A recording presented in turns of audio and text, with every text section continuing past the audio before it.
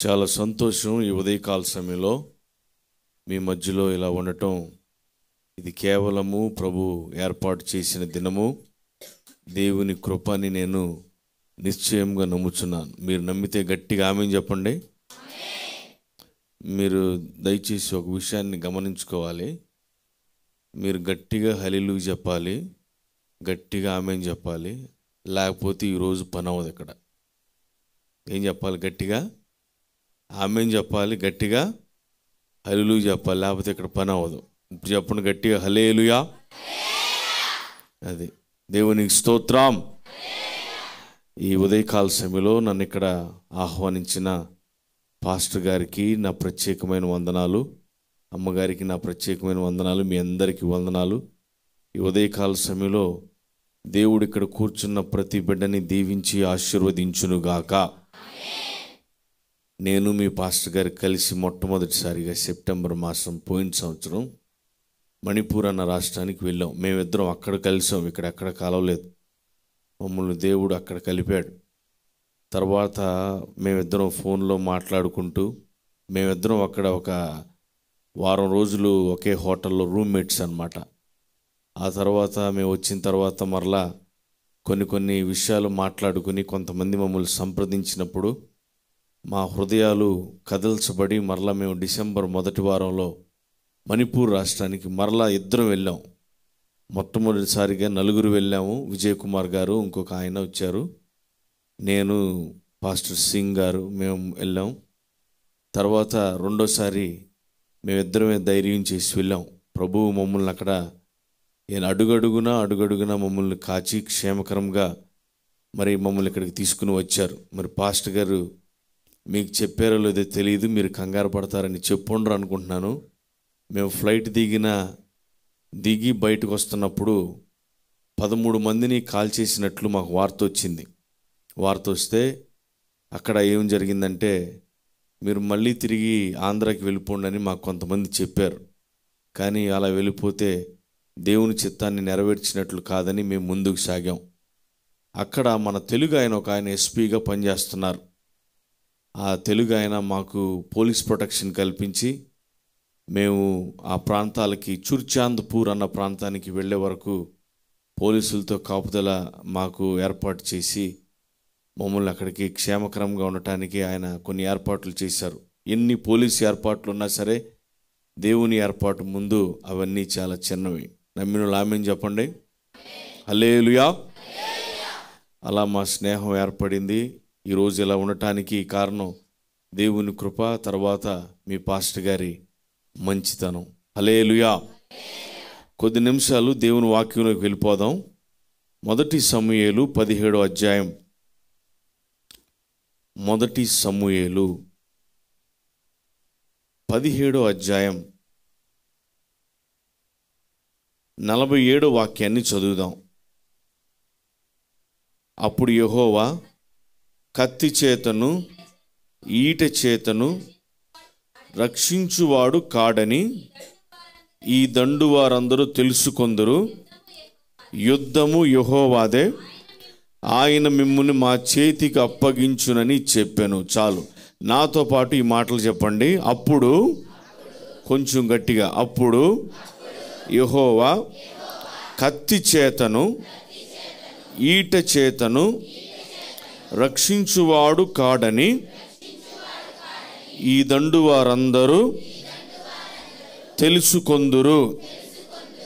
యుద్ధము యెహోవాదే, ఆయన మిమ్మును మా చేతికి అప్పగించునని చెప్పెను.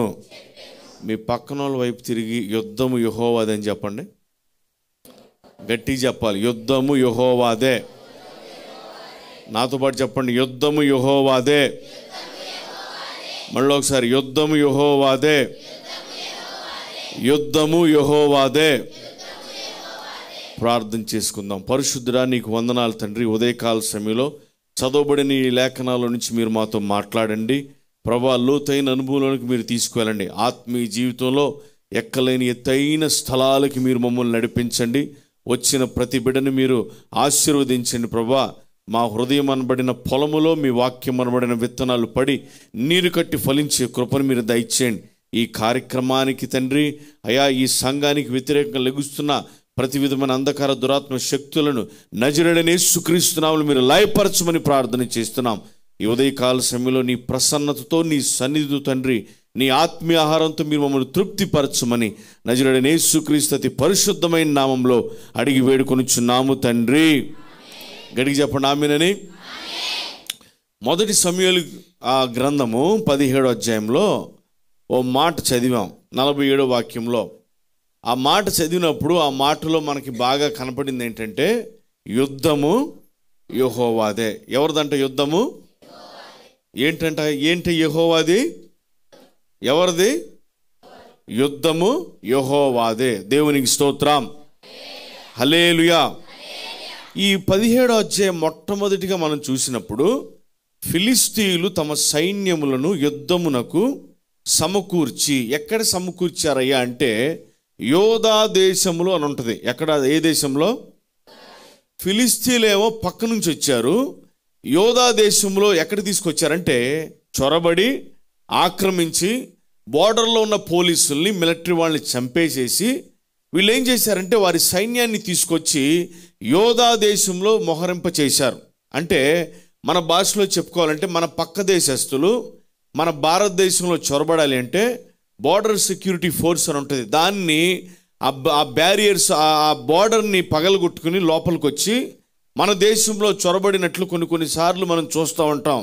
కానీ మన దేశ సైనికులు వారిని తిప్పి కొట్టినట్లు కూడా మనం చూస్తూ ఉంటాం. అలాగే ఆ రోజుల్లో ఫిలిష్తీయులు అనబడిన ఈ జనాంగం, ఫిలిష్తీయులు అనబడిన ఈ ప్రజలు, సైనికులు ఎక్కడొచ్చారయ్యా అంటే యోధా దేశంలోనికి వచ్చారు. దేవునికి స్తోత్రం. ఫిలిష్తీయులు ఎవరికి సాదృశ్యం అంటే సాతాను సమూహానికి సాదృశ్యం. యోధా ప్రజలు ఎవరికి సాదృశ్యం అంటే దేవుని నిత్యము స్తుతించే వారికి సాదృశ్యం. ఈ ఉదయకాల సమయంలో దేవునిని నిత్యము స్తుతించే వారి ఇంట్లోకి సాతాను రావటానికి కారణాలు ఏంటో కొన్ని విషయాలు నేను చెప్తాను. దేవునిని నిత్యము స్తుతించే సంఘంలోనికి సాతాను చొరబడటానికి కారణాలేంటో నేను నిత్యము ఈ విషయాలని నేను చెప్పటానికి ఆశిస్తున్నాను. ఎప్పుడైతే దేవుని ప్రజలారా ఎప్పుడైతే మనం సైలెంట్గా ఉంటామో, ప్రభువుని స్తుతించాల్సిన సమయంలో ప్రభువుని స్తుతించకుండా, ప్రభువుని మహింపరచాల్సిన సమయంలో ప్రభువుని మహింపరచకుండా, వ్యర్థమైన ఈ డిబేట్స్కి లేకపోతే వ్యర్థమైన ఉపన్యాసాలకి, వ్యర్థమైన సంభాషణలకి మనం ఎప్పుడైతే చోటిస్తామో ఆ సమయంలో మన ఇంట్లోకి ఎవరు వస్తారంటే మనం పిలవకుండానే సాతానుడు వచ్చి కూర్చుంటాడు. హల్లెలూయా, గట్టిగా హల్లెలూయా. ఈ 17వ అధ్యాయంలో ఎవరి దగ్గరికి వచ్చారంటే యోధా సైన్యము ఫిలిష్తీయుల దగ్గరికి వెళ్ళలేదు, కానీ యోధా ప్రజల యొక్క వీక్నెస్ని ఫిలిష్తీయులు పట్టుకుని ఫిలిష్తీయులు బార్డర్ సెక్యూరిటీ ఫోర్స్ని పగలగొట్టేసి వాళ్ళు ఎక్కడికి చొరబడి వచ్చారంటే యోధా దేశంలోనికి వచ్చారు. ఈ ఉదయకాల సమయంలో నీ గృహంలో ఎప్పుడు అలజడులు, నీ గృహంలో ఎప్పుడు కీడు, నీ గృహంలో ఎప్పుడు సమస్యలు ఉంటున్నాయి అంటే ఏదో ఒక విషయంలో, ఏదో ఒక సందర్భంలో, ఏదో ఒక సమయంలో నీ ఇంట్లో ఫిలిష్తీయుడు అనబడిన సాతానుడు చొరబడ్డాడని నువ్వు ఆలోచన చేయాలి. నమ్మినోళ్ళు గట్టిగా ఆమేన్ చెప్పండి. ఈరోజు ప్రతి ఫిలిష్తీయుడికి, ప్రతి అనారోగ్యానికి మన కుటుంబాలలో లేకపోతే మన సంఘాలలో లేకపోతే మన హృదయాలలో చొరబడిన ప్రతి ఫిలిష్తీయుడు అనబడిన సాతాను శత్రువుకి మనం చెప్పాల్సిన ఒకే ఒక మాట, యుద్ధము యెహోవాదే. ఏం చెప్పాలి చెప్పండి? యుద్ధము యెహోవాదే. ఇన్ని రోజులు మనం చాలా యుద్ధాలు చేశాం.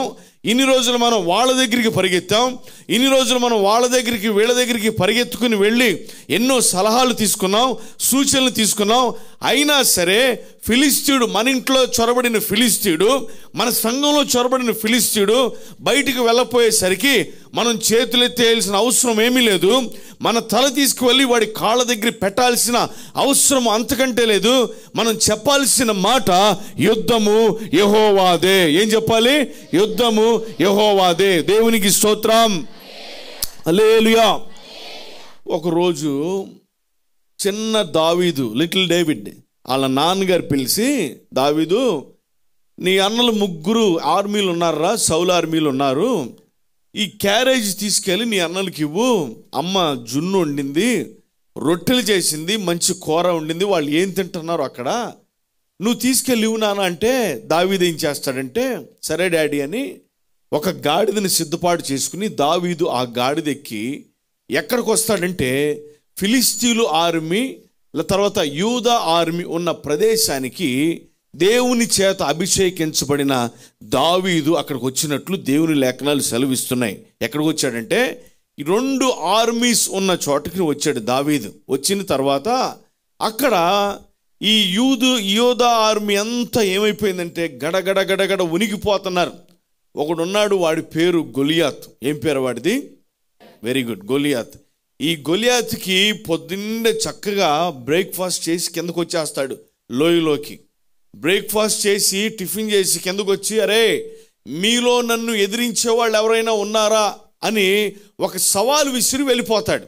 మళ్ళీ మధ్యాహ్నం తింటాడు, తర్వాత సాయంత్రం స్నాక్స్ టీ తాగేసి మళ్ళీ కింద లోయలోకి దిగుతాడు. దిగిన తర్వాత ఎరా ఎవరు ఇంకా రాలేదా అని ఇలా చేస్తా ఉన్నాడు. ఇలా చేసిన తర్వాత దావీదు క్యారేజ్ తీసుకొచ్చిన రోజు 40th డే అంటే 40వ రోజు చేశాడు. మార్నింగ్ వచ్చాడు. మార్నింగ్ వచ్చిన తర్వాత సవాలు విసిరేసి వెళ్ళిపోయాడు. దావీదు క్యారేజ్ తీసుకుని వచ్చాడు అన్నల కోసం. మధ్యాహ్నం వచ్చిన తర్వాత అన్నలకి క్యారేజ్ ఇచ్చి అన్న వాళ్ళ ఫ్రెండ్స్ దగ్గరికి వెళ్ళి, అన్న ఏంటి పరిస్థితి, ఏం జరుగుతుంది, మీరు ఇలా ఉన్నారు 40 రోజుల నుంచి ఏంటి అంటే, అరే దావీదు నీకేం తెలుసురా మా కష్టాలు. మనవాళ్ళు చెప్తూ ఉంటారు కొన్నిసార్లు, నీకేం తెలుసమ్మా మా కష్టాలు, నీ కష్టం మా కష్టం నీకు వస్తే అప్పుడు తెలుస్తుందమ్మా అని చెప్తూ ఉంటారు మనవాళ్ళు కొంతమంది. అలాగే దావీదు దగ్గర ఈ దావీదు యొక్క సహోదరులు ఫ్రెండ్స్ కొంతమంది వచ్చి, నీకేం తెలుసురా దావీదు, వాడెవడు ఇంత పొడవున్నాడు, 10 feet కంటే హైట్ ఉన్నాడు, కరెంట్ స్తంభంలో సగం ఉన్నాడు, కొబ్బరి చెట్టులో సగం ఉన్నాడు, వాడు వస్తున్నాడు, సవాలు విసురుతున్నాడు, రాజు సౌలు గడగడలాడిపోతున్నాడు, వాడు వచ్చిన ప్రతిసారి మేము టెంట్లోకి వెళ్ళిపోతున్నాం, వాడు వెళ్ళిపోయాడా లేదని నక్కి చూసి మరలా మేము బయటకు వస్తున్నాం, వాడు ముందు ఒక రథం వెళ్తుంది, ఆ రథాన్ని పట్టుకోవటానికి ఒకడున్నాడు, వాడి బళ్ళు ఎంత పొడవుంది, కరెంట్ స్తంభం అంత పొడవుంది వాడి బళ్ళు, ఒక స్తంభం అంత పొడవుంది, వాడి ఈటెలు ధరించాడు, వీడి చాలా హడావుడిగా ఉన్నాడు, వీడి కత్తే చాలా పొడవుంది, మన కత్తి ఏంటి సగమే ఉంది అని ఏం చేశారంటే దావీదుకి శత్రువు యొక్క గొప్పదానాన్ని చెప్పటం మొదలుపెట్టారు. దేవునికి స్తోత్రం. గట్టిగా చెప్పండి హల్లెలూయా. ఆకలేసే వాళ్ళందరూ హల్లెలూయా చెప్పండి. దొరికిపోయారు. దేవునికి స్తోత్రం. హల్లెలూయా. మనం ఎప్పుడు శత్రువు యొక్క గొప్పదనాన్ని చెప్పకూడదు. అన్న ఫ్రెండ్స్ సౌలు ఆర్మీ వాళ్ళు ఏం చేశారంటే ఆ దావీదుకి శత్రువు యొక్క గొప్పదనాన్ని చెప్పటం మొదలుపెట్టారు. కానీ దావీదుకు తెలుసు, ఎందుకంటే అంతకుముందు దావీదు ఏం పొందుకున్నాడంటే ప్రాఫెట్ సమూయేల్ వచ్చి దావీదుని అభిషేకించినప్పుడు బైబిల్ చెప్తున్న మాట, దేవుని యొద్ద నుంచి బలమైన ఆత్మ దావీదు మీదకు దిగినట్లు దేవుని లేఖనాలు సెలవిస్తున్నాయి. హల్లెలూయా. అలాగే ఎప్పుడైతే దేవుని ఆత్మతో నింపబడిన ఈ దావీదు ఎప్పుడైతే శత్రువు గురించి గొప్పగా వీళ్ళు చెప్పటం మొదలుపెట్టారో ఈయనలో ఉన్న ఆత్మ మండటం మొదలుపెట్టింది. అయ్యో ఏంటి, ఒక సున్నతి లేని ఫిలిస్తీయుడు ముందు మీరు తల ఉంచుతున్నారా, ఒక అన్యుడు ముందు మీరు ఇలా మాట్లాడుతున్నారా, మన దేవుడు కదా గొప్ప, ఆయన సైన్యములకు అధిపతి యెహోవా కదా గొప్పవాడు, మన దేవుడు కదా గొప్ప, ఆయన మనమేంటి వాడికి తల ఉంచేది అని దావీదు ఏం చేశాడంటే సౌలు దగ్గరికి వెళ్ళి సౌలు దగ్గర చెప్తున్నాడు, అయ్యా నేను నీ సేవకుడైన యెష్షయి కుమారుడైన దావీదుని, నేను నా గొర్రెల్ని తీసుకెళ్ళి అడిగి వెళ్ళినప్పుడు సింహము ఎలుకబంటి వచ్చి ఆ గొర్రెలు ఎత్తుకెళ్ళిపోతున్న సమయంలో వాటి నోటిలో నుంచి నేను తీసుకొచ్చానని దావీదు యొక్క రెజ్యూమే చెప్పటం మొదలుపెట్టాడు, తన ప్రొఫైల్ చెప్పటం మొదలుపెట్టాడు.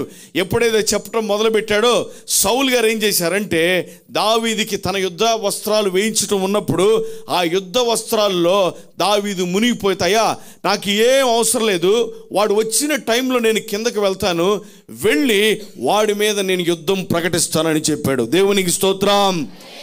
గట్టిగా హల్లెలూయా. ఈరోజు నీ అనారోగ్యానికి నువ్వు చెప్పాల్సిన మాట యుద్ధము యెహోవాదే. నీ అప్పులకు నువ్వు చెప్పాల్సిన మాట యుద్ధము యెహోవాదే. నీ శత్రువులకు నువ్వు చెప్పాల్సిన మాట యుద్ధము యెహోవాదే. నీ సమస్యలకు నువ్వు చెప్పాల్సిన మాట యుద్ధము యెహోవాదే. ఇన్ని రోజులు సమస్యలు సుడిగుండాలలో నువ్వు ఇరుక్కుపోయి ఆ సుడిగుండం ఎంత పెద్దదో, అయ్యో నా సమస్యలు ఎంతో పెద్దయో అని సమస్యలు నువ్వు హెచ్చించావు. ఆ సమస్యల మధ్యలో నువ్వు నిలబడి నువ్వు చెప్పాల్సిన మాట యుద్ధము యెహోవాదే. ఏం మాటది? గట్టిగా ఏం మాటది? యుద్ధము యెహోవాదే. దేవునికి స్తోత్రం. యుద్ధము యెహోవాదే అని నువ్వు చెప్పే ముందు నీకు ఒక 3 క్వాలిటీస్ ఉండాలి, 3 క్వాలిఫికేషన్స్. దావీదు ఊరికే వెళ్ళిపోయి యుద్ధం యెహోవాదే అని చెప్పలేదు. ఒకవేళ నువ్వు యుద్ధము యెహోవాదే అని చెప్పినా సరే నీ సమస్యలు అలాగే ఉండొచ్చు, నీ సుడిగుండాలు అలాగే ఉండొచ్చు. కానీ యుద్ధము యెహోవాదే అన్న మాటని నువ్వు ఓన్ చేసుకోవాలంటే నీకు మొత్తం 3 క్వాలిటీస్ ఉండాలి, 3 క్వాలిటీస్. అయ్యేంటో నేను చెప్తాను. ముందు చాప్టర్లోకి వెళ్దాం. 16వ అధ్యాయము 12వ వాక్యాన్ని చదువుదాం.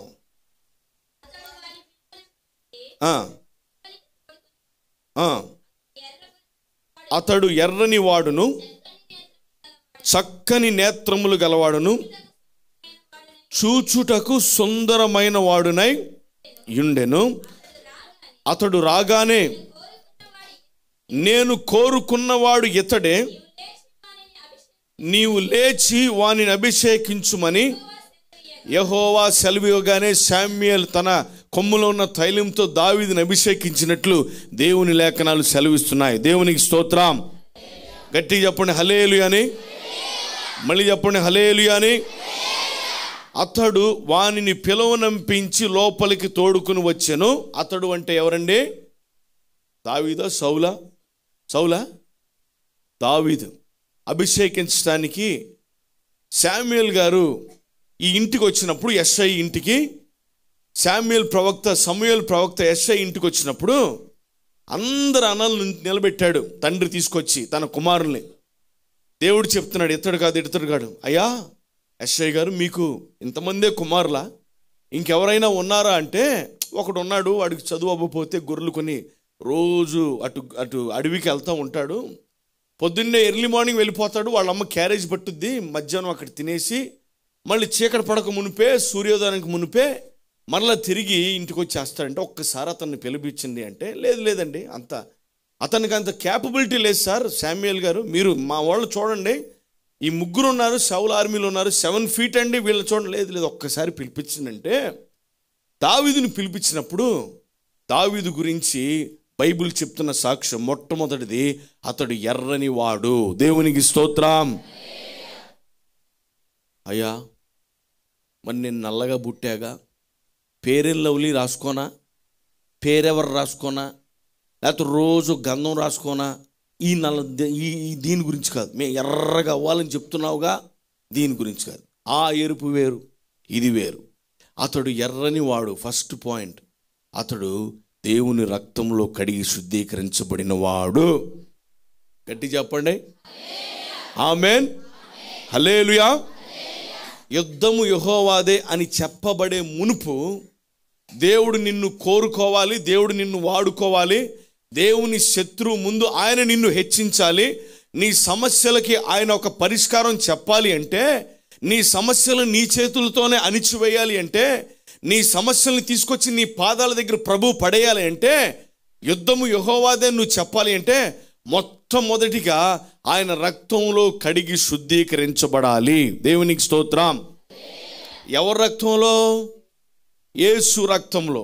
ఏ రక్తం అది? యేసయ్య రక్తంలో. అమూల్యమైన రక్తము, నిర్దోషమైన రక్తము, నిష్కలంకమైన రక్తము. యేసు రక్తంలో మీరు కడిగి శుద్ధీకరించబడాలి. దేవునికి స్తోత్రం. ఆ రక్తం గురించి ఒక మాట చెప్తాను. 1 కొరింథీయులకు రాసిన పత్రిక 6వ అధ్యాయం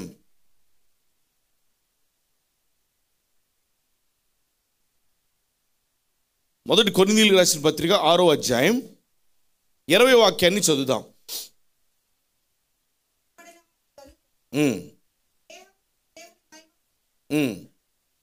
మళ్ళీ ఒకసారి చదవండి, ఇంకా తెస్తున్నారు. విలువ పెట్టి కొనబడిన వారు గనుక మీ దేహముతో దేవునిని మహిమపరచుడి. దేవునికి స్తోత్రం. అది ఏం పెట్టి కొనబడ్డారంట మీరు? ఈ లోకంలో, ఈ ప్రపంచంలో విలువైనది ఏదైనా ఉంది అంటే అది యేసయ్య రక్తము మాత్రమే. దేవునికి స్తోత్రం. మిమ్మల్ని ప్రభువు పాపమన్న చెరసాల్లో ఉన్నప్పుడు మన ముత్తాతలు, మన తాతలు, మన తండ్రులు చేసిన పాపపు లైన్లో మనం వెళుతున్న సమయంలో దేవుడు ఏం చేశాడంటే ఆ చెరసాల నుంచి విడిపించడానికి ఒక సొల్యూషన్, ఒక పరిష్కారాన్ని ఆయన ఏర్పాటు చేశాడు. ఆ ఏర్పాటు చేసిన పరిష్కారమే యేసు రక్తము. దేవునికి స్తోత్రం. అందరిలాగా మనం పాపంలో చనిపోవాల్సిన అవసరం లేదు. వాళ్ళకలాగా వీళ్ళకలాగా మనం శాపపు కాడి కింద ఉండాల్సిన అవసరం లేదు. బైబిల్ చెప్తున్న మాట, విలువ పెట్టి కొనబడిన వారు గనుక మీ దేహముతో దేవునిని మహిమపరచుడి. దేవునికి స్తోత్రం. హల్లెలూయా. ఎంతమంది దేవునిని మహిమపరుస్తున్నారు? మందిరానికి వచ్చినప్పుడు మహిమపరిచేది అది కాదు.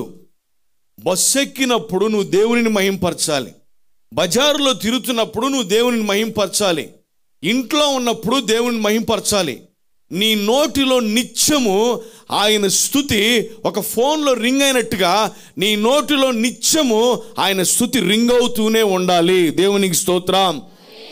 ఎందుకంటే ఈ లోకంలో ఒక తల్లి, ఒక తండ్రి చేయలేని భాగ్యాన్ని, మేలుని ప్రభు మనకు దయచేశాడు. మనందరి కోసం యేసయ్య సిలువలో మరణించారు కాబట్టి, రక్తం పెట్టి ఆయన మనల్ని కడిగి శుద్ధీకరించారు కాబట్టి, మన పాపాలని కడిగి పరిశుద్ధ రహదారిలో పరలోకానికి మనల్ని తీసుకుని వెళ్తున్నారు కాబట్టి, విలువ పెట్టి మనం కొనబడ్డాం కాబట్టి ఖచ్చితంగా మన దేహంతో ప్రభువుని మహిమ పరుచుదుముగాక. అతడు ఎవరంటే ఎర్రని వాడంటే ఇదేంటిది? యేసు రక్తములో కడిగి శుద్ధీకరించబడిన వాడు. బైబిల్ చెప్తున్న మాట, నీ దేహముతో దేవునిని మహిమపరచుడి. అదే తర్వాత చాప్టర్లో మనం చదివితే 23వ వాక్యం చదవండి. 7:23 మొదటి కొరింథీలు. మనుష్యులకు దాసులు కాకుడి. అది జాగ్రత్తగా వినండి. విలువబెట్టి కొనబడ్డారు కాబట్టి మన దేహంతో ఎవరిని మహిమపరచాలంట? దేవునిని మాత్రమే మహిమపరచాలి. గట్టిగా ఆమేన్ చెప్పండి. తర్వాత చాప్టర్లో మనం చూసినప్పుడు, అధ్యాయంలో, మీరు విలువబెట్టి కొనబడిన వారు గనుక మనుష్యులకు దాసులు కాకూడదు. గట్టిగా ఆమేన్ చెప్పాలి. మళ్ళీ చెప్పాలి. ఎవరికి దాసులు కాకూడదు? మనుష్యులకు దాసులు కాకూడదు. మనం రాజకీయ నాయకులకు దాసులు కాకూడదు. మనం లేకపోతే అధికారులకు మనం దాసులు కాకూడదు. మనల్ని ప్రభు రక్తంలో కడిగి శుద్ధీకరించాడు కాబట్టి నీకేదైనా సహాయం కావాల్సినప్పుడు రాజుల్ని, అధికారుల్ని అటువైపు చూడకుండా మోకరించి నువ్వు ప్రార్థన చేసి, ప్రభువా నాకు ఈ సహాయం కావాలని నువ్వు ప్రార్థన చేస్తే ఖచ్చితంగా రాజులని, అధికారులని దేవుడు నీ దగ్గరికి నడిపించునుగాక. ఎందుకయ్యా అంటే, ఏంటయ్యా నీకు ఆ విలువ అంటే, నువ్వు విలువ పెట్టి కొనబడ్డావు కాబట్టి, నిన్ను ప్రభు రక్తంలో కడిగి శుద్ధీకరించాడు కాబట్టి, నీ పాపాలనైనా జ్ఞాపకము చేసుకొనక వాటిని క్షమాపణ సముద్రంలో కలిపేశాడు కాబట్టి, నువ్వు చేయాల్సిన పని ఏమిటంటే, ఆయన నిన్ను విలువ పెట్టి కొన్నాడు కాబట్టి ఏ మనుషులకి మనం జై కొట్టడానికి వీలు లేనే. ఎవరు కొట్టకూడదు జై? చెప్పండి గట్టిగా. ఎవరు కొట్టకూడదు? నీ ఫేవరెట్ రాజకీయ నాయకుడు కూడా నువ్వు చేయగట్టకూడదు. అది మనందరికి రాజకీయ నాయకులు కొంతమంది ఫేవరెట్స్ ఉంటారు. అయినా సరే వాళ్ళకి మనం జై కొట్టడానికి వీలు లేనే లేదు. ఎందుకంటే మనుష్యులకి దాసులు అవటం అంటే అది. నువ్వు జై కొట్టాల్సింది ఎవరంటే, సిలువలో నీ కోసం రక్తం కార్చి, ఆయన మరణించి, ఆయన మృత్యుంజయుడిగా తిరిగి లేచి పరలోకాన్ని నీకు స్వాస్థ్యంగా ఇవ్వబోతున్నా రారాజైన యేసయ్యకు మాత్రమే మనం జై కొట్టాలి. దేవునికి స్తోత్రం. నీకు సహాయం ఉన్నప్పుడు, సహాయం లేని సమయంలో ఇతరుల దగ్గరికి వెళ్ళి కాళ్ళు పట్టుకుని సహాయం అడగటం కాదు. నువ్వు ప్రభు బలిపీఠం దగ్గరికి వచ్చి, దేవుని మందిరంలోకి వచ్చి ఆయన కాళ్ళు పట్టుకుని, ప్రభు పాదాలు పట్టుకుని, ఆయన పాదాలని కన్నీటితో కడిగి ఆయనను అభిషేకించి ఆయన పాదాలను తుడిచి ప్రభా నాకు సహాయం చేయంటే ఖచ్చితంగా దేవుడు నీకు సహాయము చెయ్యునుగాక. కానీ మనకు అది కుదరదు. మనకేంటంటే కనబడాలి, మనం ఏంటంటే లెటర్లు ఇవ్వాలి, అప్లికేషన్స్ పెట్టుకోవాలి, అక్కడికి వెళ్ళాలి, ఇక్కడికి వెళ్ళాలి, ఇక్కడ పరిగెత్తాలి. ఒకవేళ నిజంగా నువ్వు సహాయం పొందుకోవడం దేవుని చిత్తమైతే ఆ చిత్తాన్ని ఎవరూ ఆపలేరు. నీకు సహాయం రాకుండా ఉండటం ఆయన ప్రణాళిక అయితే నువ్వు ఎన్ని చోట్లకి వెళ్ళినా, డిస్ట్రిక్ట్ కోర్టుకి వెళ్ళినా, హైకోర్టుకి వెళ్ళినా, సుప్రీంకోర్టు మెట్లెక్కినా సరే నీకు సహాయం రాదు. ఎందుకంటే బైబిల్ చెప్తున్న మాట, మన సహాయము ప్రభు దగ్గరే దొరుకును. ఆమేన్, హల్లెలూయా. యుద్ధము యెహోవాదే అని చెప్పబడే ముందు నువ్వు చేయాల్సిన మొట్టమొదటిది నీ పాపాలు యేసు రక్తంలో కడిగి శుద్ధీకరించబడినయా లేవా అని చూసుకోవాలి. లోకంతో ఫ్రెండ్షిప్ చేయకూడదు, లోకస్తులతో ఫ్రెండ్షిప్ చేయకూడదు. మనం ఎవరితో చేయాలి అంటే దేవుని బిడలతోనే మనం ఫ్రెండ్షిప్ అయి ఉండాలి, దేవునితోనే మన సహవాసం అయి ఉండాలి. ఈ లోకపు ఫ్రెండ్షిప్ స్నేహము వ్యర్థమని బైబిల్ చెప్తున్నా సరే, ప్రభువు నిన్ను రక్తంలో కడిగి శుద్ధీకరించిన మళ్ళీ లోకపు మాలిన్యాన్ని నువ్వు అంటించుకోవడానికి వీల్లేదు. ఈరోజు ఖచ్చితంగా నువ్వు రక్తంలో కడిగి శుద్ధీకరించబడితే, విలువ పెట్టి కొన్నావు కాబట్టి నీ దేహంతో దేవుణ్ణి స్తుతించడమే కాదు, విలువ పెట్టి నిన్ను దేవుడు కొన్నాడు కాబట్టి మనుషులకు నువ్వు దాసుడుగా దాసురాలుగా ఉండటానికి వీల్లేనే చెప్పాలి గట్టిగా, లేదు. ఆమేన్. అతడు ఎర్రనివాడు. ఎర్రనివాడు దేనికి సాదృశ్యం అంటే దేవుని రక్తములో కడిగి శుద్ధీకరించబడిన వాడు. ఆమేన్, హల్లెలూయా. నెక్స్ట్ పాయింట్ ఏంటి? చదవండి మళ్ళీ, చెప్పండి. చక్కని నేత్రములు గలవాడు. చక్కని నేత్రములు గలవాడు. మనోళ్ళు చిన్నపిల్లలకి అప్పుడే ఈ రోజుల్లో తినే ఆహారంలో సరైన పోషణ లేక చిన్నపిల్లలు కూడా ఈ మధ్య ఈ కళ్ళజోడు వేస్తూ ఉన్నారు, ఆహార లోపం వచ్చి. చిన్నపిల్లలు బాగా చూడాలి అంటే చేపలు తినమని చెప్తూ ఉంటారు న్యూట్రిషనిస్ట్, లేకపోతే క్యారెట్ జ్యూస్ అంటారు, లేకపోతే ఏంటేంటో చెప్తూ ఉంటారు. బైబిల్ చెప్తున్న మాట దావీదు గురించి రెండోది ఏంటంటే ఆయన చక్కని నేత్రాలు కలిగిన వాడు. అతని నేత్రాలు ఎలాగున్నాయంటే, శామ్యూయేల్ ప్రవక్త అయిన సమూయేలు దావీదును చూసినప్పుడు దావీదు కనులు చక్కగా ఉన్నాయంట, చక్కగా చూస్తున్నాడంట. దేవునికి స్తోత్రం. చక్కగా చూడటం అంటే ఏంటంటే, దావీదు దొంగ చూపులు చూసేవాడు కాదు, దావీదు స్ట్రైట్గా చూసేవాడు. దావీదు సైడ్లకి దొంగ చూపులు చూసేవాడు కాదు. జనాల ముందు తన చూపు ఒకలాగా, జనాలు లేని సమయంలో అతని చూపు ఒకలాగా లేదు. అతని గురించి చెప్తున్న సాక్ష్యం, దావీదు చక్కని నేత్రములు కలిగిన వాడు. ఆమేన్ చెప్పండి. సామెతల్లో ఒక మాట ఉంది, సామెతలు 4వ అధ్యాయం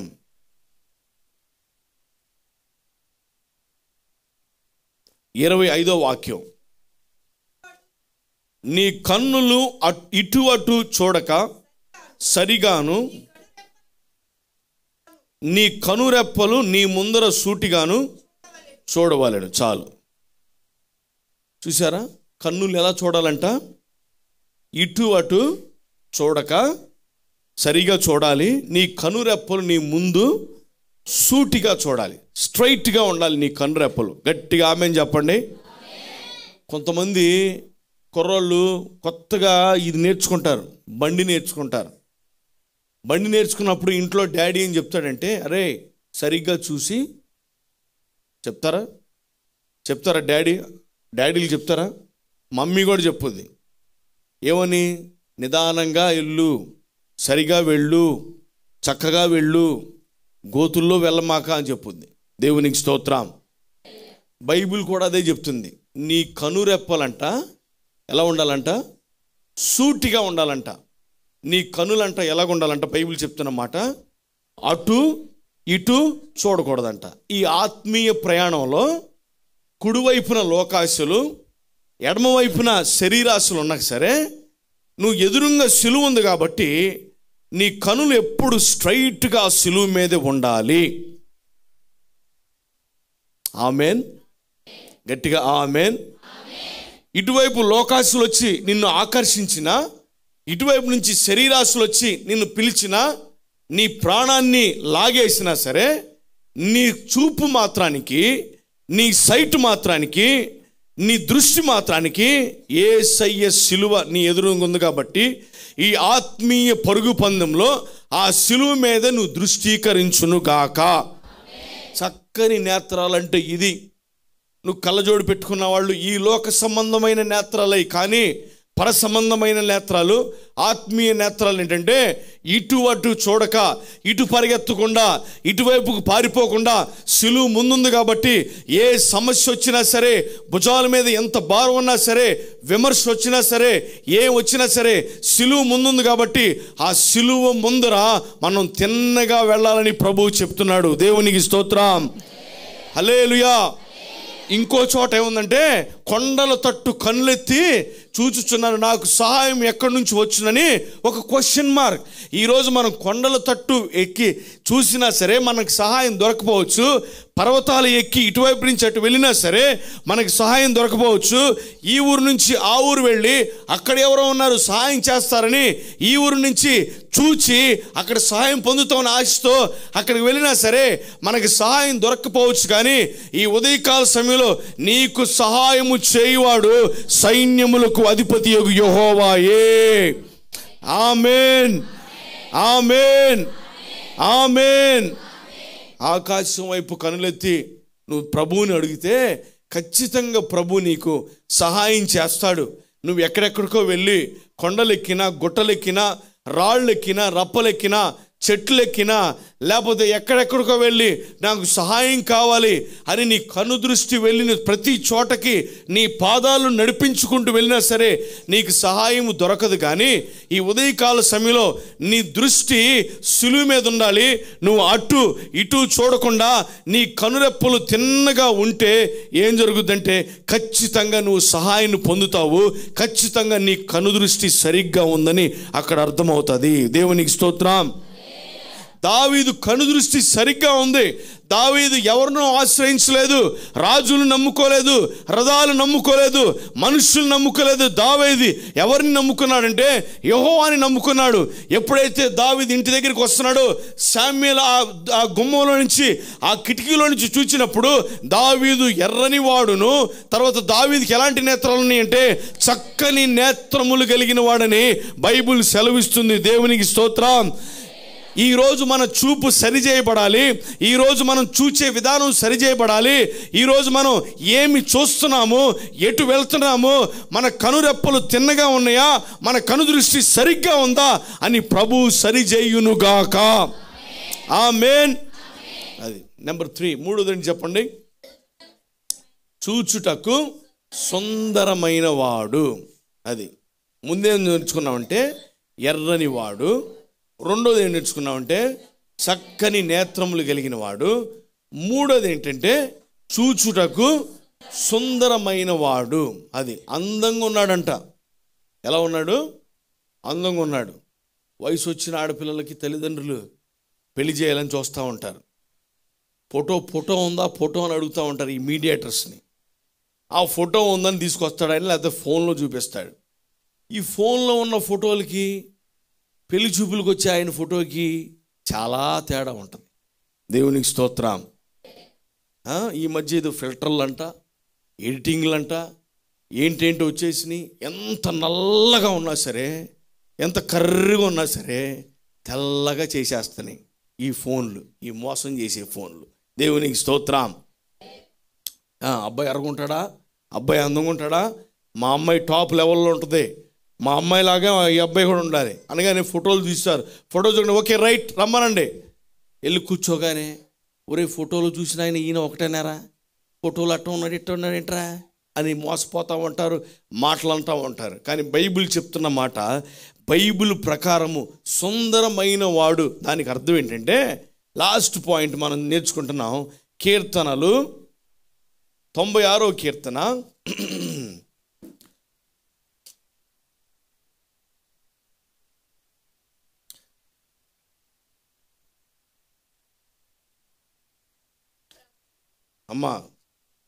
96:6 చదవండి. ఆయన సన్నిధినున్నవి బల సౌందర్యములు ఆయన పరిశుద్ధ స్థలములో ఉన్నవి. దేవునికి స్తోత్రం. నేను సుందరంగా తయారవ్వాలి అని స్త్రీ అనుకున్నా, పురుషుడు అనుకున్నా, నువ్వు బ్యూటీ పార్లర్ కాదు వెళ్ళాల్సింది. ఎక్కడికి రావాలి? దేవుని సన్నిధి అంటే చర్చికి రావాలి. చర్చికి రాగానే పాస్టర్ గారు అద్దం తీసుకొచ్చి నీట్గా చేసేస్తాడా? చేస్తాడు. మీ బైబిల్లో మీ చేతిలో ఉన్నది అద్దం. దేవునికి స్తోత్రం. ఆ వాక్యపు వెలుగులో మిమ్మల్ని సరిచేయటమే పాస్టర్ గారి బాధ్యత. ఆ వాక్యపు వెలుగులో సరిచేయబడిన వారిని పరలోకంలో చేర్చటమే దేవుని యొక్క కృప. గట్టిగా ఆమేన్ చెప్పండి. హల్లెలూయా. ఇదేంటంటే ఆత్మీయ అందమైన ప్రదేశం. బల సౌందర్యములు బైబిల్ చెప్తున్న మాట. ఆయన పరిశుద్ధ స్థలములో ఉన్నవి, ఘనతా ప్రభావములు ఆయన సన్నిధిని ఉన్నవి. బలము, సౌందర్యము. బలం యవనులకు బలము, యవనస్తురాలకి బలము, యవనులకు సౌందర్యము, యవనస్తురాలకి సౌందర్యము. ఎక్కడో లేదు. బలం పొందుకోవాలంటే ఏదో ప్రోటీన్ షేక్ తాగాల్సిన అవసరం లేదు. దేవుని వాక్యమే యవనస్తులకు బలమై ఉన్నది. ఆమేన్. దేవుని వాక్యమే యవనస్తులకి సౌందర్యమై ఉన్నది. ఆమేన్. బైబిల్ చెప్తున్న మాట, బలము సౌందర్యము ఎవరి సన్నిధిలో ఉన్నాయంటే దేవుని యొక్క సన్నిధిలోనే. పరిశుద్ధ స్థలంలోనికి నువ్వు వచ్చినప్పుడు, నీ పాపాలు ఎత్తి చూపించబడినప్పుడు, నీ ఆత్మీయ శరీరంలో ముఖము మీద ఉన్న ప్రతి మాలిన్యము వాక్యపు వెలుగులో దైవ సేవకుడు ఎత్తి చూపిస్తూ సరిచేస్తా ఉన్న సమయంలో దానిని నువ్వు సరి చేసుకోవటం దేవుని కృప ఉన్నది. ఆ సరిచేయబడిన నిన్ను దేవుడి పరలోకపు చేర్చడం ఆయన చిత్తమై ఉన్నది. దేవునికి స్తోత్రం. మా కోసమే వాకింగ్ చెప్పాడు పాస్టర్ గారు. ఎవరో ఫోన్ చేసి చెప్పినట్టున్నారు ఈయనకి రాత్రి. పొద్దున్నే ఉతికేస్తున్నాడు మమ్మల్ని అని కొంతమంది అంటూ ఉంటారు. ఉతకాలి మరి. దేవుని సన్నిధి అంటే ఉతకబడాలి. చాకనివాని బండ లాంటిదంట దేవుని వాక్యం. కుమ్మరవాని సుత్తి లాంటిదంట దేవుని వాక్యం. ఎవరో ఫోన్ చేసి అయ్యగారికి మొత్తం ఇన్ఫర్మేషన్ ఇచ్చినట్టున్నాడు. మైకు పట్టుకున్న దగ్గర నుంచి మైక్ ఆపే వరకు మా గురించే వాక్యం చెప్తున్నాడు. మీలో చాలామందికి అప్పుడప్పుడు సీజనల్ డిసీజ్ వస్తాయి. సీజనల్ డిసీజ్ అంటే ఏంటి తెలుగులో? సీజనల్ డిసీజెస్ అంటే టైఫాయిడ్. అదే వర్షం పడగానే కొంతమందికి ముక్కులో నుంచి వర్షం వస్తూ ఉంటుంది. ఇదే సీజనల్ డిసీజ్ అంటే. ఏం చేస్తారు? మీరు వెళ్ళి డాక్టర్ గారి దగ్గరికి వెళ్తారు, లేకపోతే మెడికల్ షాప్కి వెళ్తారు. మెడికల్ షాప్కి వెళ్ళినప్పుడు, బాబు నాకు జలుబు దగ్గు జ్వరంగా ఉంది, ట్యాబ్లెట్ ఇమ్మంటే జలుబు దగ్గు జ్వరానికి ట్యాబ్లెట్ కాకుండా వాంతులకు ట్యాబ్లెట్ ఇస్తే మళ్ళీ వెళ్తారు ఆ షాప్కి? మీరు వెళ్ళం. అలాగే పాపానికి మందు పడేది దేవుని పరిశుద్ధ స్థలము. గట్టిగా ఆమేన్ చెప్పండి. అంతేగాని పాపం అనబడిన గాయానికి, క్యాన్సర్ గడ్డకి ఆయింట్మెంట్లు రాసి పంపించేది దేవుని స్థలం కాదండి. పాపం అనబడిన క్యాన్సర్ గడ్డని దేవుని వాక్యం అనబడిన రెండంచుల ఖడ్గంతో కోసి పారేసేది దేవుని పరిశుద్ధ స్థలం.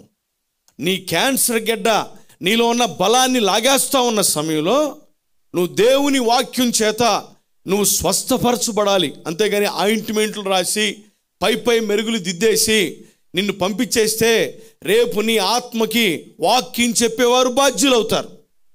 పాపాన్ని ఖండించని చోట, పాపాన్ని దూషించని చోట, పాపానికి వ్యతిరేకంగా వాక్యం బోధించని చోట నుంచి మనం ఏమైపోవాలంటే తొలగిపోవాలి. కానీ దేవుని పరిశుద్ధ స్థలంలో, ఈ మందిరంలో బైబిల్ చెప్తున్న మాట ఏంటంటే ఆయన పరిశుద్ధ స్థలములో బల సౌందర్యములు ఆయన పరిశుద్ధ స్థలములో ఉన్నవి. దేవునికి స్తోత్రం.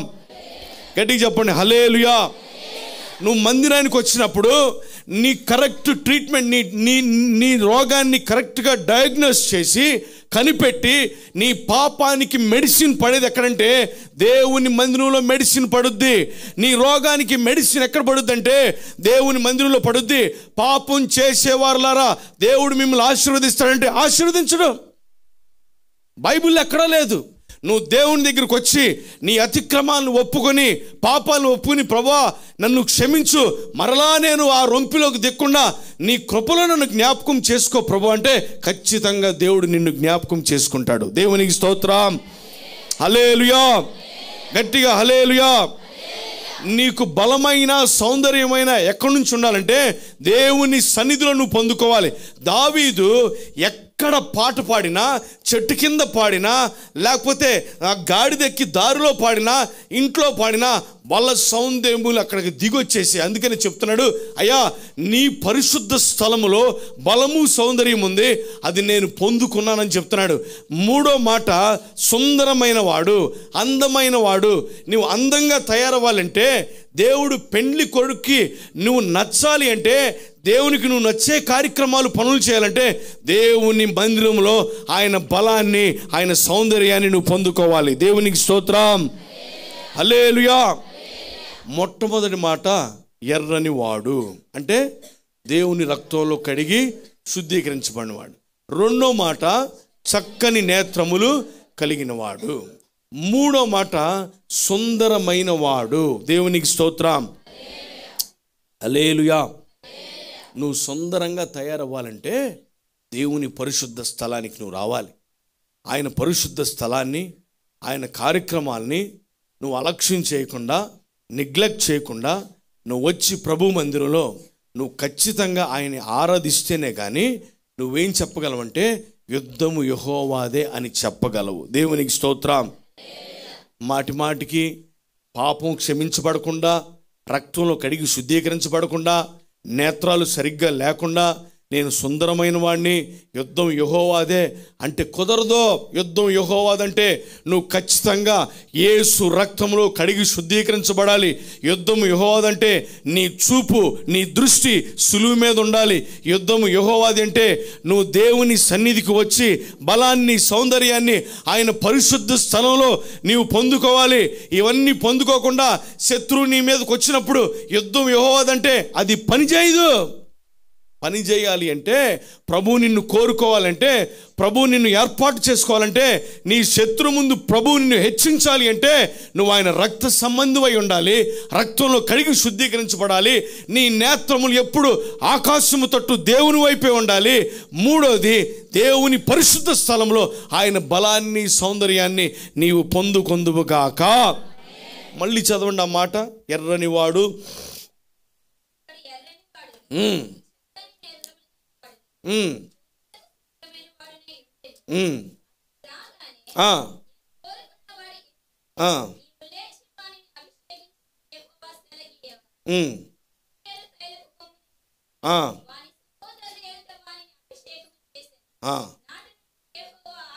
నాటు నుండి యెహోవా ఆత్మ దావీదు మీదకి బలముగా వచ్చెను. దేవునికి స్తోత్రం. గట్టిగా హల్లెలూయా. హల్లెలూయా. ఎవరు ఆత్మ వచ్చింది దావీదు మీదకి? దేవుని ఆత్మ, యెహోవా ఆత్మ. అది మనం చదివాం ఇందాక. యుద్ధము యెహోవాదే. ఈరోజు నువ్వు చెప్పాలి. నువ్వు చెప్పే ముందు ఈ 3 విషయాలు నువ్వు చెక్ చేసుకోవాలి. నేను ఆయన రక్తంలో కడిగి శుద్ధీకరించబడ్డానా? నా కనుదృష్టి సరిగ్గా ఉందా? లేకపోతే నేను ఇంకా ప్రభువుకి దూరంగా ఉన్నానా? ఆయన పరిశుద్ధ స్థలాన్ని వెళ్ళటానికి నేను అలక్ష్యం చేస్తున్నానా, ఆలస్యం చేస్తున్నానా, అశ్రద్ధ చేస్తున్నానా అన్న విషయాన్ని నువ్వేం చేయాలంటే నువ్వు పరీక్షించుకోవాలి.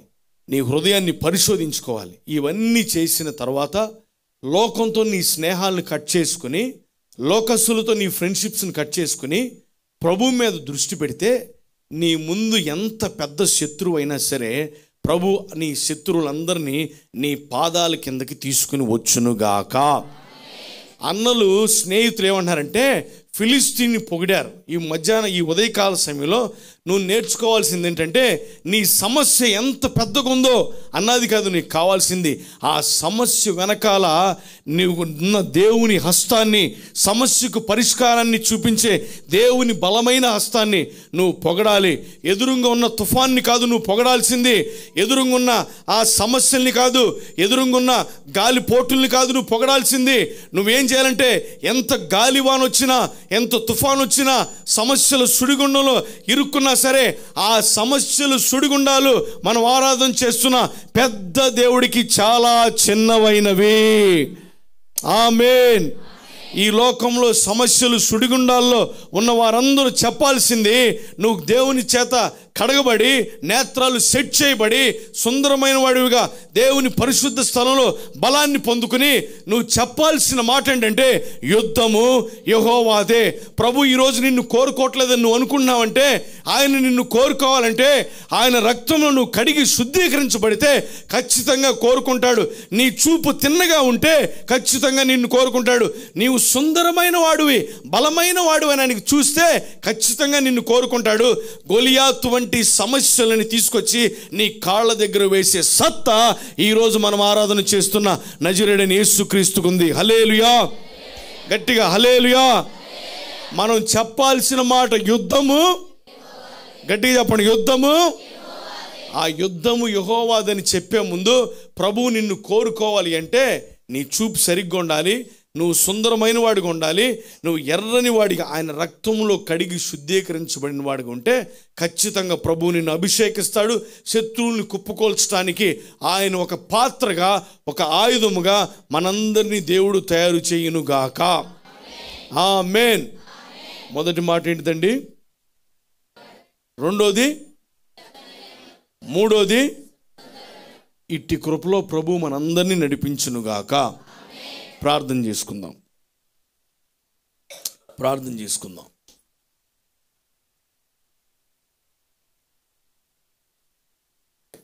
విన్న వాక్యాన్ని బట్టి మనం అందరం ప్రార్థన చేద్దాం.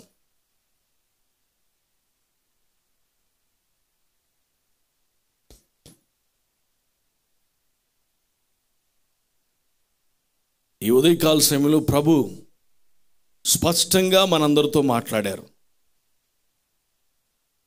ప్రభు నీతో మాట్లాడాడమ్మా, ప్రభు నీతో మాట్లాడాడయ్యా. ఒక స్పష్టమైన సందేశాన్ని ప్రభు మనందరికి దయచేశాడు. ఈ ఉదయకాల సమయంలో మనం అందరం ప్రార్థన చేద్దాం. దేవుడు ఖచ్చితంగా మనల్ని దీవించాలని, ఆశీర్వదించాలని,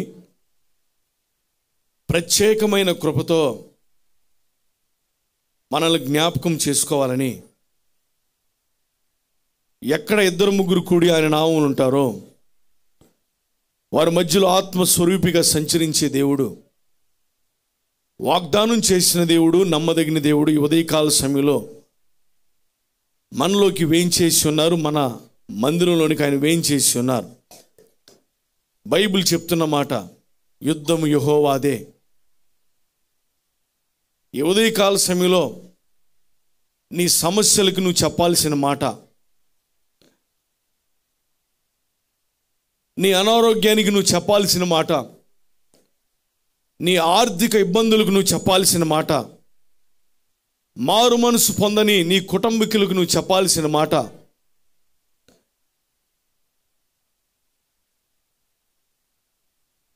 నిన్ను బాధిస్తున్న ప్రతి బాధకి, వేదనకి నువ్వు చెప్పాల్సిన మాట, యుద్ధము యెహోవాదే. దేవుడు నీ జీవితంలో కార్యాలు చేయాలన్నా, ఒక సాక్షిగా నిన్ను ప్రభు నిలబెట్టాలని ఆశిస్తున్నాడు. ఇన్ని రోజులు నువ్వు కొట్టబడ్డావు, నెట్టబడ్డావు, తృణీకరించబడ్డావు, చేయి విడవబడ్డావు. ప్రభు చేతి కిందకి రా, ప్రభు దగ్గరికి రా, ప్రభు సన్నిధికి రా, ప్రభు దగ్గర నీ తప్పిదాలను ఒప్పుకో. ప్రభువా, నేను ఆ పని చేశాను, దయచేసి నన్ను క్షమించు, నీ పరిశుద్ధాత్మని నాలో నుంచి తొలగించొద్దు ప్రభువా, ప్రభువా నన్ను జ్ఞాపకం చేసుకో అని నువ్వు ప్రార్థన చేస్తే ఖచ్చితంగా దేవుడు నిన్ను జ్ఞాపకం చేసుకుంటాడు. అందరం ప్రార్థన చేద్దాం. గొప్పవాడు, సర్వ సంపదలకు చిరునామా అయిన యేసయ్య సన్నిధికి మనం వచ్చాం. ఈరోజు నీ పాపాలు ఆయన రక్తంలో కడిగి శుద్ధీకరించబడాలి. నీ సాక్ష్యము ఒక దీపము వలె వెలగాలి. నీ కనుదృష్టి లోక సంబంధమైన వాటి వైపు కాదు నువ్వు పెట్టాల్సింది. అటు ఇటు చూడగా చక్కని నేత్రములతో నీ కనుదృష్టి ఉండాలి. నువ్వు సుందరంగా అందంగా తయారవ్వాలి అంటే, బలాన్ని పొందుకోవాలంటే ఆయన పరిశుద్ధ స్థలానికి రావాలని బైబిల్ సెలవిస్తుంది. ఘనత ప్రభావములే కాదు, బలము సౌందర్యములు ఆయన సన్నిధిలో ఉన్నవని దేవుని లేఖనాలు సెలవిస్తున్నాయి. ఈరోజు హృదయమంతా వేదనతో ఉన్న బిడలతో ప్రభు మాట్లాడుతున్నాడు. ఇంకా కన్నీళ్లే లేక ఏడ్చిన ప్రతిసారి ఎండిపోయిన జీవితంలో ఉన్న వారితో ప్రభు మాట్లాడుతున్నాడు. చాలేక నువ్వు శ్రమ పడింది, యుద్ధము యెహోవాదే, యుద్ధము యెహోవాదే. గొలియాతుని దావీదు చేత కూల్చిన దేవుడు ఈ ఉదయకాల సమయం నీ సమస్యలు నీ ఎదుటే నువ్వే జయించడానికి నీ చేతులకైన బలాన్ని ప్రసాదిస్తున్నాడు. బలాన్ని పొందుకో. నీ సాక్ష్యం నలుగురిలో వెలగటానికి ఆయన నీకు సాక్ష్య సౌందర్యాన్ని దయచేస్తున్నాడు. ఆ సౌందర్యాన్ని నువ్వు పొందుకో. ఆయన రక్తంలో కడిగి శుద్ధీకరించబడు. ఆయన తప్పుల్ని జ్ఞాపకం చేసుకునే దేవుడు కాదు. క్షమించబడాలి, క్షమించాలి. ఈ ఉదయకాల సమయంలో ప్రభువు చెప్తున్న మాట, యుద్ధము యెహోవాదే నువ్వు పలకాలి అంటే నువ్వు ఎర్రని వాడివై ఉండాలని, చక్కని నేత్రములు కలిగిన వాడివై ఉండాలని, సుందరమైన వాడివై ఉండాలని ప్రభువు చెప్తున్నాడు. ఇప్పుడు వరకు మనతో మాట్లాడిన పరిశుద్ధాత్మ దేవునికి మనమందరం రెండు చేతులు పైకెత్తి గట్టిగా ఒక హల్లెలూయా చెబుదాం. మరొకసారి చెబుదాం, మరొకసారి చెబుదాం. ప్రార్థన. ప్రేమ స్వరూపైన మా ప్రియ పరలోకపు తండ్రి, నీకే స్తుతి స్తోత్రాలు చెల్లిస్తున్నామయ్యా. ఈ ఉదయకాల సమయంలో మీరు మాట్లాడిన ప్రతి మాటను బట్టి నీకు వందనాలు చెల్లిస్తున్నాం. మా మధ్యలో తండ్రి దావీదుని మీరు నిలవబెట్టి అతని జీవితంలో మీరు చేసిన మేలులను మీరు చెప్పారు. దావీదు మీ దగ్గర నుంచి ఏమైతే పొందుకున్నాడో మాకు వివరించారు తండ్రి. దావీదుని మీరు ఎన్నుకునే ముందు, దావీదుని మీరు కోరుకునే ముందు తండ్రి ప్రభువా, అయ్యా అతడు ఎర్రని వాడని, చక్కని నేత్రములు కలిగిన వాడని, సుందరమైన వాడని నీ లేఖనాలు సెలవిస్తున్నాయి. ఎర్రని వాడంటే రక్తంలో కడిగి శుద్ధీకరించబడాలి అని, చక్కని నేత్రాలంటే మా చూపు నీ వైపే ఉండాలని, సుందరమైన వాడు అంటే నీ పరిశుద్ధ స్థలంలోనికి వచ్చి నీ బలాన్ని, నీ వాక్య సౌందర్యాన్ని పొందుకోవాలని లేఖనాల వెలుగులో మీరు మాకు ప్రబోధించిన ప్రతి మాటను బట్టి నీకు వందనాలు చెల్లిస్తున్నాం, స్తోత్రాలు చెల్లిస్తున్నాం. వాక్యం విన్న ప్రతి బిడ హృదయంలో తండ్రి ఈ విత్తనాలు నీరు కట్టి ఫలించి కృపను మీరు దయచేయండి. పరిశుద్ధాత్మదేవ ప్రతి ఒక్కరికి మీరు సహాయం చేయండి. వచ్చిన బిడలందరినీ మీరు దీవించండి, ఆశీర్వదించండి. అయ్యా ఈ సంఘాన్ని తండ్రి మీరు జ్ఞాపకం చేసుకోండి. పట్టజాలనంత విస్తారమైన ఆత్మలతో ఈ సంఘం కిటకిటలాడే పరిస్థితిలోకి మీరు నడిపించి మీ నామానికి మహిమ తెచ్చుకోండి. దైవ సేవకులు మీరు జ్ఞాపకం చేసుకోండి. ఆయన కుటుంబాన్ని దీవించండి, ఆశీర్వదించండి. ఇంకనూ తండ్రి విస్తారమైన పరిచర్యను బిడల చేతులకి మీరు అప్పచెప్పమని నజరుడైన యేసుక్రీస్తు పరిశుద్ధమైన నామములో అడిగి వేడుకొనుచున్నాము తండ్రి, ఆమేన్. అందరికీ వందనాలు. పరలోక ప్రార్థన చెప్పుకుందాము. పరలోకమందున మా తండ్రి, నీ నామం పరిశుద్ధపరచబడిన గాక, నీ రాజ్యం వచ్చుగాక, నీ చిత్తం పరలోకం నెరవేర్చినట్టు భూమి మీద నెరవేరును గాక. వందన ఆహారమేడు మాకు దయచేయము, బానిసలకు క్షమించిన ప్రకారం మా ప్రాణం క్షమించుము, శానులను తేకుము, కీడును తప్పించుము. ఎందుకంటే రాజ్యము, బలము, మహిమ నిరంతరము నీవైనావు తండ్రి, ఆమేన్. తండ్రి అయిన దేవుని ప్రేమ, ప్రభువైన యేసుక్రీస్తు వారి యొక్క కృప, పరిశుద్ధాత్మిక అన్యోన్య సహవాసము, ఆదరణ ఇప్పుడు ఎల్లప్పుడూ మనలను ప్రేమించి బిడ్డలందరికీ, మరి ముఖ్యముగా ఈరోజు వాక్యం అందించిన మరి దైవజనులకును వారి కుటుంబమునకును ఇప్పుడు వచ్చిన మనందరికీ సహదాతుడే నడిపించును గాక. ఆమేన్. ఆమేన్. అందరికి వందనాలు. దైవాశీస్సులు ప్రార్థనలు చేసుకుని ఎవరు మటుకు వారు సెలవు తీసుకుందాం.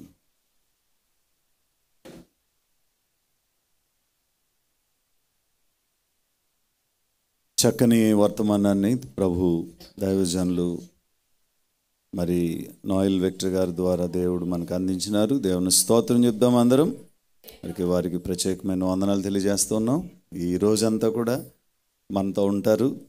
సాయంకాలం రాత్రి కూడిక వరకు కూడా, రాత్రి కూడికలో కూడా దేవుని యొక్క వాక్యాన్ని అందిస్తారు. నెట్వర్క్ సరిగ్గా పనిచేయట్లేదు, వైర్లు తెగిపోయినాయి. అక్కడో నెట్ వస్తుంది, అది రావట్లేదు, పైన రావట్లేదు. మొబైల్ నెట్వర్క్ ద్వారా ఏదో కొద్దిగా మాత్రం వచ్చింది బయటికి.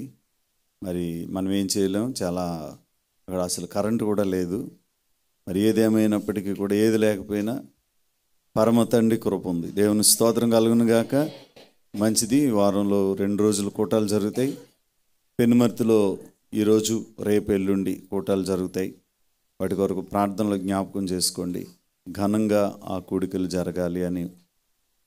అలాగనే ఒకవేళ వచ్చే శుక్రవారం, అలాగనే వచ్చి శనివారం, ఆదివారం ప్రార్థనలు పెట్టుకుందామంటే మేము రెడీగా ఉన్నామండి అన్నవాళ్ళు ఎంతమంది ఉన్నారు? చేతులు ఎత్తండి ఒకసారి. మీరు ఎదరు పిల్లలు కాదు, తల్లులు. ఫోన్లేండి, మళ్ళీ వచ్చే నెలలో, వచ్చే నెలలో పెట్టుకుందాంలే, కంగారు పడకండి. ఇల్లంతా అలుక్కోండి, పేడ అది అంతా రెడీ చేసుకొని, ఇల్లు అలుక్కొని, గోడలు అలుక్కొని, బట్టలన్నీ ఉతికేసుకొని అప్పుడు మీరు రెడీ అవుతారా? కూటాలు, మాకు ఉపవాస కూటాలు త్వరగా పెట్టేయండి అని ఎవరన్నా చేతులు ఎత్తుతారేమో అని చేతుల కోసం ఎదురు చూస్తే, వచ్చిన చేతుల్లో 4-5 చేతులు తప్ప అసలు మిగతా చేతులు ఏమీ లెగుత్తలేదు. అంటే దానికి అదే మీకు ఆనవాలు. ఆగస్టు నెల దాటేసిన తర్వాత సెప్టెంబర్ నెలలో